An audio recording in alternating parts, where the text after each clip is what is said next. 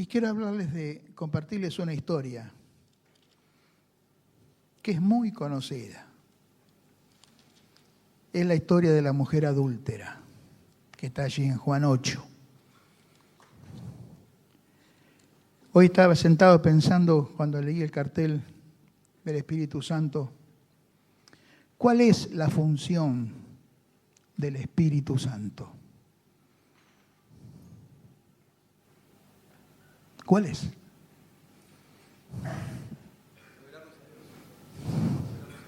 Revelarnos a Dios. El Espíritu Santo fue un don de Jesucristo. No se preocupen, no se van a quedar huérfanos. Yo me voy, pero les voy a mandar el Espíritu Santo. Allí en Juan 14 dice, mas el Consolador, el Espíritu Santo. Escuchen bien. El Consolador, primera cosa es el Consolador. El Espíritu Santo, a quien el Padre enviará en mi nombre, Él les va a enseñar todas las cosas y les va a recordar todo lo que yo les he dicho. De manera que cuando yo recibo una impresión del Espíritu tiene que ser coherente con lo que Jesús dijo. Será medio peligroso, ¿no? Mas el Consolador, el Espíritu Santo, a quien el Padre enviará en mi nombre, Él les enseñará todas las cosas y les recordará todo lo que yo les he dicho. Yo les confieso que cuando pienso en estas cosas y pienso en mi vida, tantas cosas que he dicho con, no digo superficialidad, pero con ligereza, de ser como Jesús, de tener el carácter de Jesús, cosa que seguimos intentando tener para ser cristianos, el carácter de Jesús, la forma de ser de Jesús. Pero analizando mi vida, digo, hay cosas que no me di cuenta y que estoy tratando todavía de recomponer. Entonces quiero que leamos juntos. Antes de esto está en Juan capítulo 8. Es interesante que este pasaje de Juan 8 de la mujer adúltera no fue incluido en los primeros escritos de los primeros 100 años después de Cristo. No porque no fuera original o porque Jesús no lo hubiera dicho. Y ahí uno aprende otra cosa. Porque toda la Biblia es inspirada por Dios, ¿verdad? Amén. Pero la escribieron los hombres. Y acá descubrí otra cosita que es interesante, ¿no? De pensar con serenidad. ¿Por qué esta historia de la mujer adúltera no fue incluido en los primeros escritos como revelación de Dios ni como palabra de Jesús a su medio? Todo el mundo sabía que eso había pasado, pero no estaba incluido. Por política de la iglesia, ¿no? La primera iglesia, los hermanos eran pocos dentro del Imperio Romano. Y había que conquistar a los judíos, a los gentiles. Y esta historia era como que le iba a sacar, era muy fuerte la historia, porque podía sacar en el pueblo judío la gravedad que significaba el adulterio. Porque Jesús la perdonó rápidamente. Pero antes quiero que leamos un poquito más. Capítulo 7 de Juan, versículo 40. Jesús, después de decir que en los que creen en Él, de su interior correrán ríos de agua viva. Versículo 40 dice, entonces algunos de la multitud, oyendo estas palabras, decían, verdaderamente este es el profeta. Otros decían, este es el Cristo. Pero algunos decían, de Galilea va a salir el Cristo. ¿No dice la Escritura que del linaje de David y de la aldea de Belén de donde era David, ha de venir el Cristo? Y me interesa el versículo 43, que uno lo puede leer rapidito, pero Dios me habló también. Hubo entonces disensión entre la gente a causa de él. Y yo me dije, la disensión, ¿qué es la pelea? Es propio del reino de las tinieblas, no de los cristianos.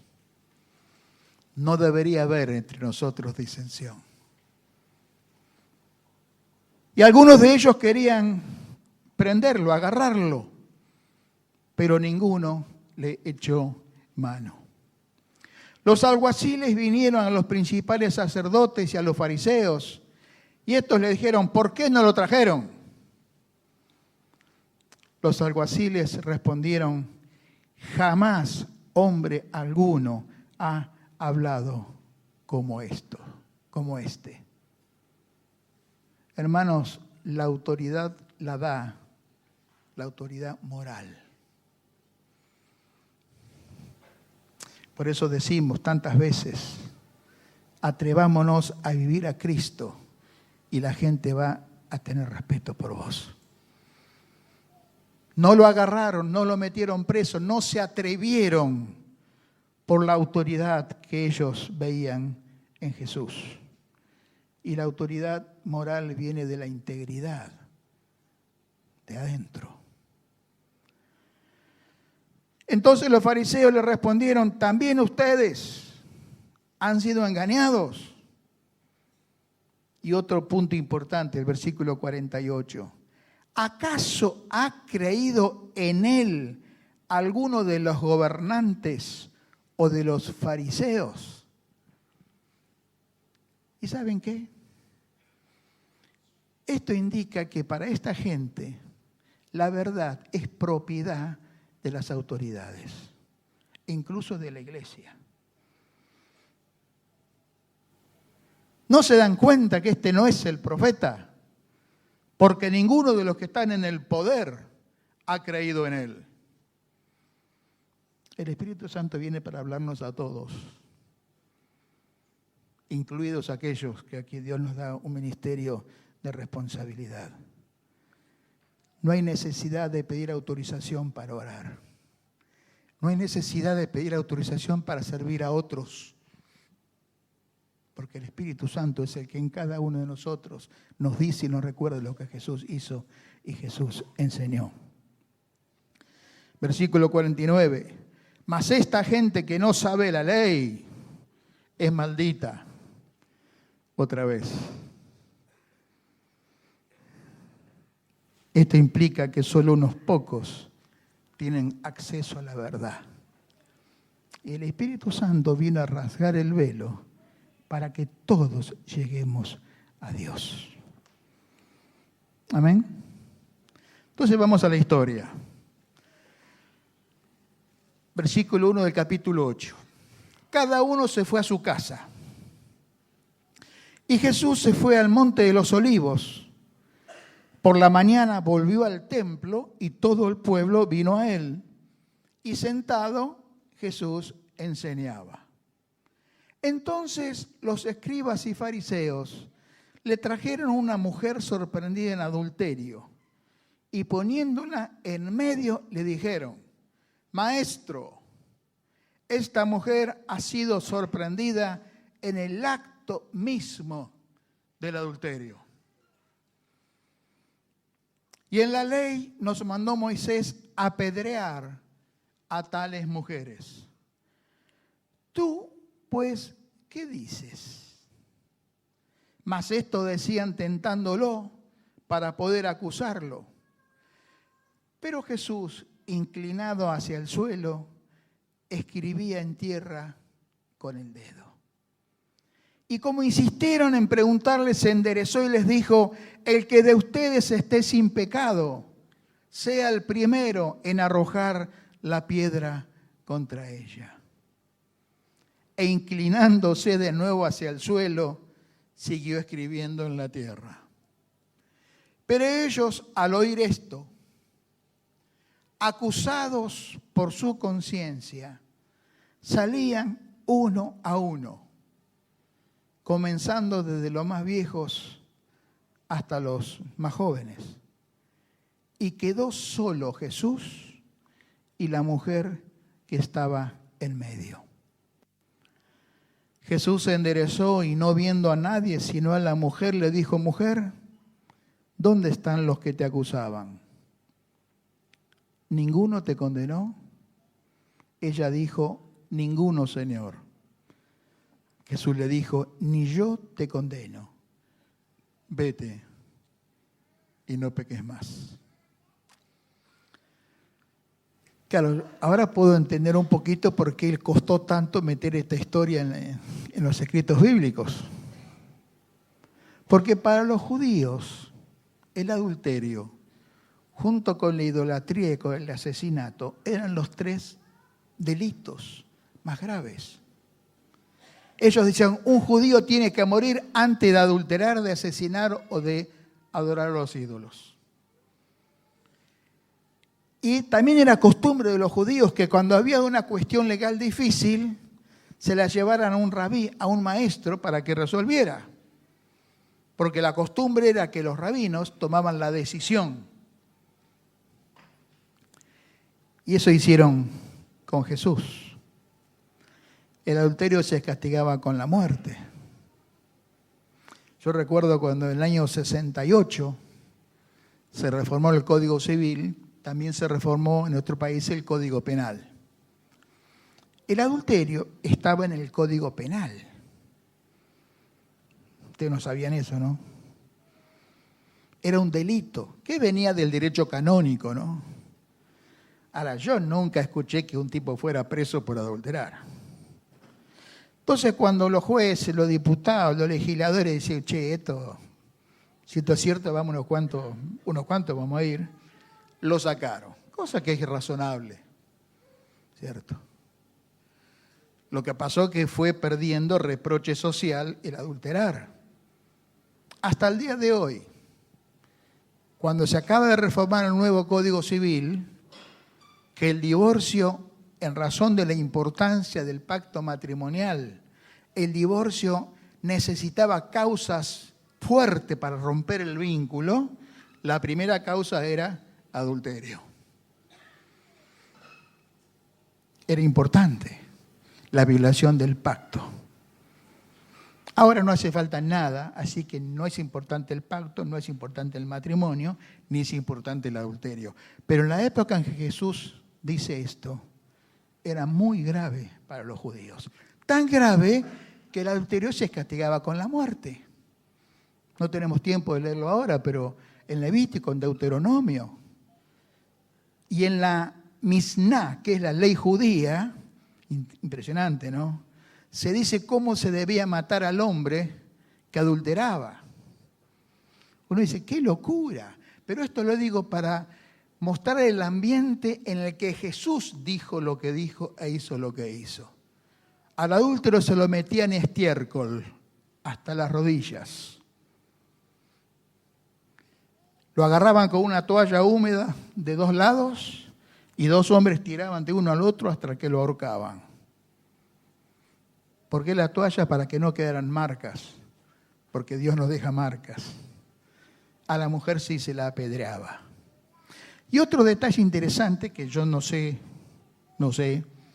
porque el Levítico y Deuteronomio dice que ambos integrantes del acto de adulterio debían morir. En este caso, el hombre se lo ahorcaba, la mujer se lo apedreaba. Pero en el relato de Jesús, el hombre no figura. Trajeron a la mujer adúltera sorprendida en el acto de adulterio. Para que ese adulterio hacen falta 2. ¿Y el hombre dónde estaba?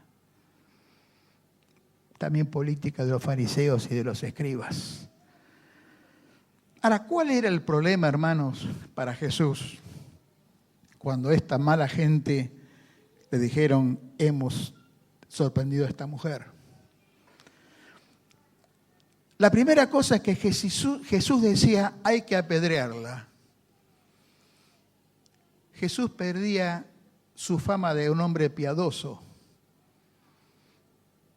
y no iba a ser podido ser llamado más amigo de los pecadores. Si él decía, apedréenla, tenía un lío con la ley romana que prohibía a los judíos sentenciar. Por eso a Jesús se lo llevaron a Pilatos, los sacerdotes. Ellos no lo crucificaron, porque los romanos prohibían a los judíos ejecutar sentencias. Y si Jesús decía que había que perdonarla, era un evidente infractor a la ley de Moisés. Y este hombre, que era infractor de la ley, no podía ser creíble. La otra curiosidad, ¿qué escribía Jesús en el piso? Uno quisiera ver, ¿no? ¿Qué hacía? Circulitos, hacía el tatetí. ¿Qué escribía? Hay varias opiniones, ¿no? Uno puede elegir la que quiera. La primera es que para mí me gustaría, es que estaba haciendo tiempo. Porque otra cosa que voy aprendiendo de a poco es no ser impulsivo con mis respuestas, sino tomarme un tiempo. Demasiadas veces he metido la pata por apurarme a hablar. Cosa que es razonable. Primera Pedro 3, 14 y 15, cuando habla de que no se preocupen cuando ustedes tengan que dar razón de sus dichos y de su fe, porque el Espíritu Santo les va a ayudar, ¿cierto? Jesús era humano en este momento, no tenía sangre divina, digamos, y él era razonable que estuviera, Padre, dame una respuesta para esta gente, porque la verdad que estoy en un aprieto. Otra posibilidad, porque algunos manuscritos viejos dicen que Jesús se puso a dibujar como si no los hubiera oído, lo que los obligaba a repetir la pregunta, que es lo que hicieron, un poco para dejarlos en Orsay. Muchachos, es feo lo que están haciendo. Y la tercera cosa es que él estaba escribiendo, yo no sé cómo serían los signos gráficos, los pecados de quienes lo estaban tentando para acusarlo. La palabra griega para escribir es grafein, de ahí viene graffiti. Grafein es escribir. Pero en este pasaje se usa catagrafein. Y acá cata es escribir un informe contra alguien. Era como si Jesús estaba escribiendo algunas cosas que los fariseos y escribas sabían que era una acusación contra ellos. Podemos elegir la que querramos. A mí, naturalmente, me inclino por la primera. Estoy haciendo tiempo hasta que Dios me dé palabra para responderle. Ahora, ¿qué es lo que Jesús hizo? Jesús dijo, está bien, apedréenla. Eso era cumplir la ley. Era correcto lo que los escribas y fariseos decían. La ley decía, a la mujer hay que apedrearla. Jesús dijo, después de dibujar, después de tomarse un tiempo, está bien, apedréenla. Pero el que de ustedes esté sin pecado, que tire la primera piedra. Y la palabra para sin pecados en griego es anamartetos. Y anamartetos no es el pecado, sino el deseo de hacer lo que el otro hizo. ¿Se entiende lo que digo? Es decir, Él les dijo, el que de ustedes alguna vez tuvo un deseo pecaminoso, aún sin concretarlo, que tire la primera piedra. Se fueron todos.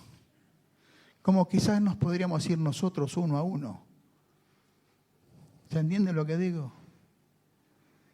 Y yo cuando leía esto esta mañana y hacía el apunte, me acordé otra cosa de Jesús. Jesús dijo, el que mira a una mujer para codiciarla, ¿qué cosa? Adulteró con ella, ¿dónde? en su corazón. El acto físico no se concretó, pero para Jesús es lo mismo.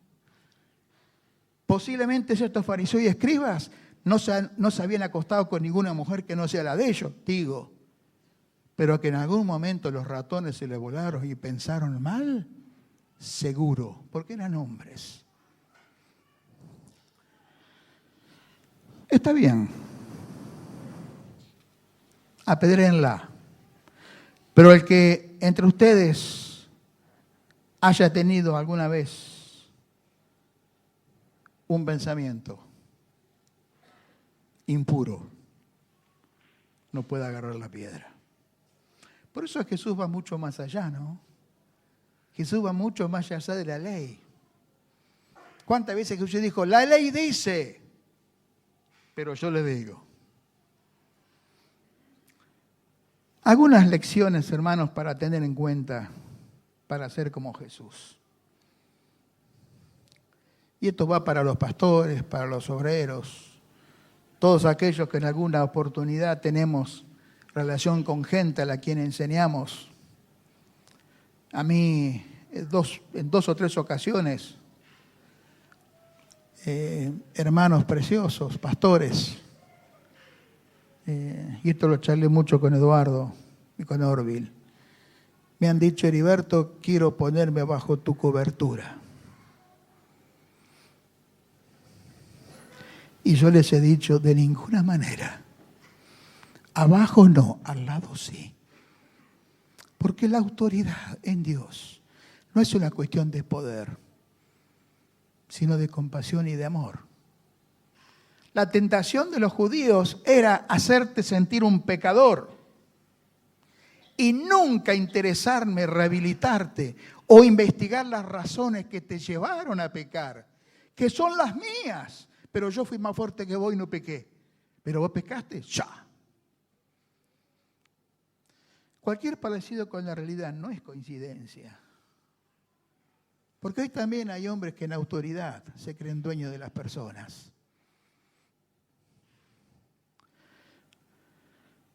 Los fariseos y escribas nunca pensaban que dentro de su responsabilidad de gobernar a la gente religiosamente estaba la posibilidad de rehabilitar al que había pecado. Por eso yo decía, ponerme en el lugar de Jesús o querer ser como Jesús es pensar primero que yo debo estar en lugar del pecador y que por la gracia de Dios no estoy. El primer deber de quienes estamos en autoridad es entender, tratar de entender las tentaciones que los llevaron a alguien a pecar.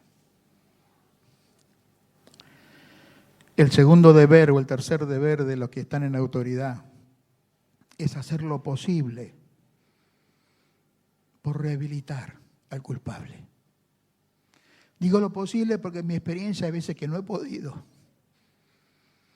Y es tremenda la tristeza de no poder ayudar a alguien que ha caído en pecado. Hermanos, el Evangelio de Jesucristo es el Evangelio de la segunda oportunidad. Amén. Una nota más. Los escribas y los fariseos no miraban a la mujer como una persona, ni sabrían cómo se llamaba. Lo tomaban como un instrumento, una cosa que les ayudaba a sorprender a Jesús. La Biblia, ustedes cuando leen la Biblia, yo una vez me puse a leer el libro de Números. ¿Alguien lo ha leído? Cientos de nombres hay.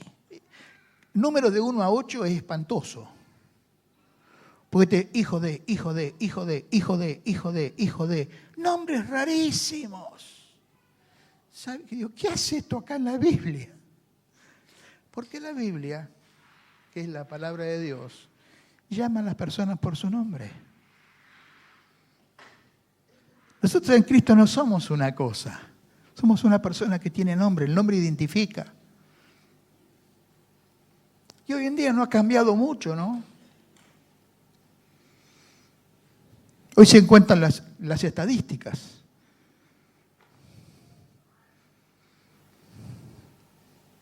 Y lo voy a decir otra vez, recuerdo aquella vez que con un grupo de jóvenes fuimos a un encuentro que todos los años se hace en Córdoba, encuentro multitudinario de jóvenes, y con Katy los acompañamos.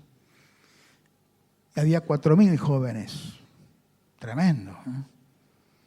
Pero después, cuando vinieron los informes que uno recibe por internet, el que dirige estos eventos dice 16.000 jóvenes estuvieron presentes.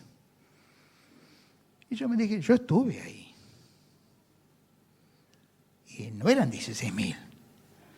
Entonces, como me gusta meterme en problemas, le mandé un aviso.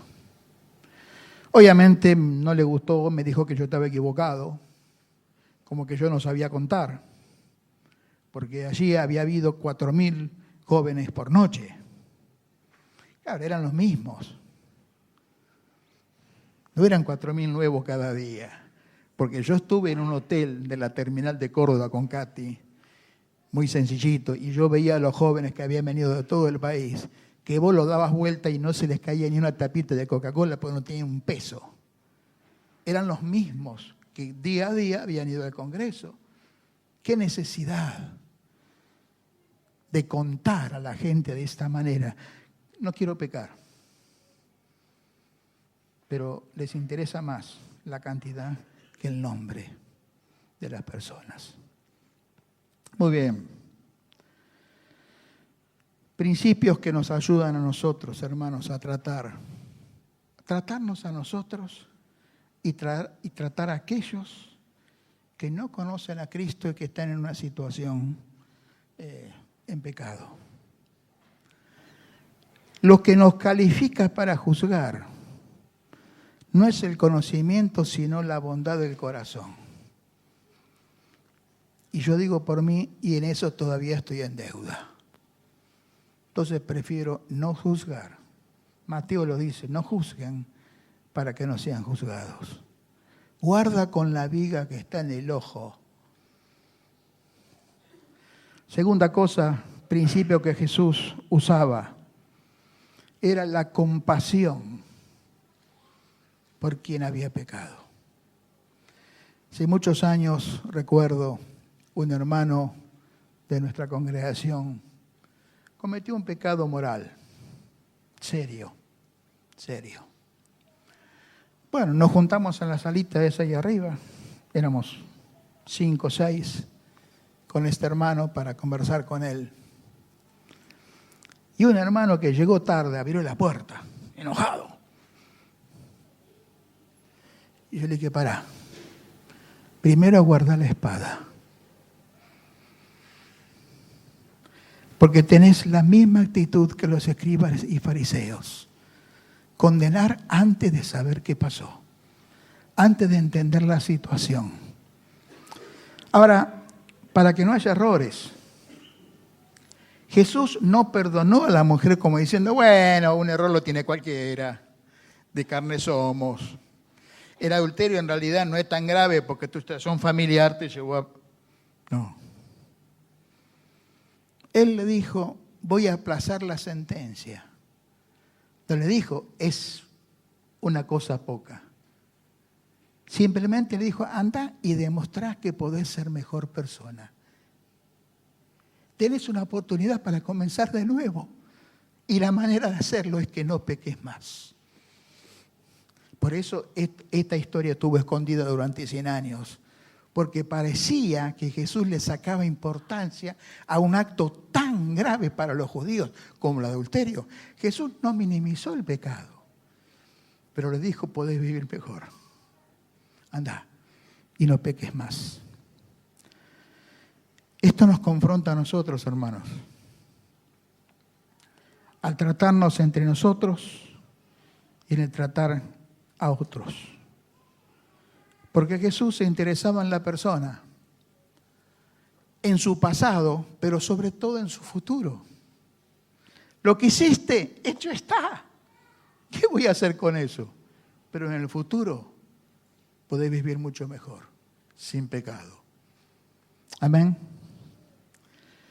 Por eso Jesús confronta a la gente y a nosotros al desafío de una vida buena, sin pecado.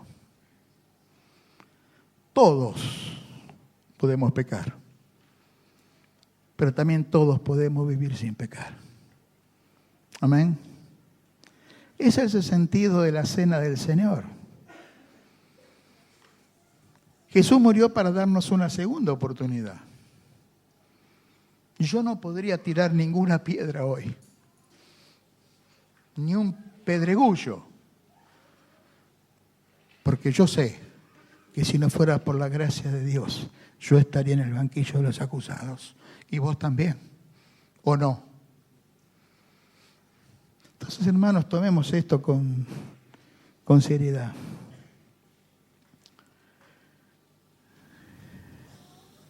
Hemos cantado hoy de la gracia. La gracia está en que no hemos sido condenados a muerte, sino que hemos sido restaurados. Dijimos, ¿no? Tu palabra nos restaura, su gracia nos sostiene. Y ese es el principio del amor de Dios. Vos hablaste del amor de Dios. Bueno, amar es una decisión, aún a los que son difíciles. Aún disimulando lo que sabemos que ha hecho, aún en contra nuestra. Porque yo quiero apostar, y te invito a que hagas lo mismo, a darle a alguien una segunda oportunidad, como Dios te la ha dado a vos. Amén.